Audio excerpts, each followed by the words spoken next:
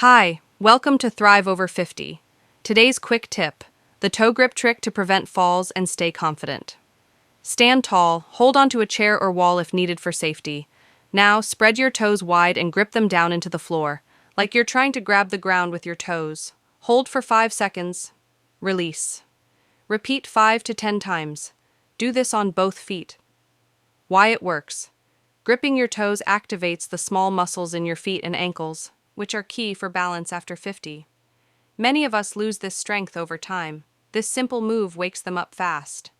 Step 1. Stand tall. Step 2. Spread and grip toes. Hold 5 seconds. Repeat 5 to 10 times, with animated arrows or icons. Do this daily, standing in the kitchen, brushing teeth, anywhere. You'll notice better stability in just days. Feel steadier and more independent. Try it right now and comment "gripping" below if it helped. Like, subscribe, and hit the bell for more quick tips to thrive after 50. See you next time.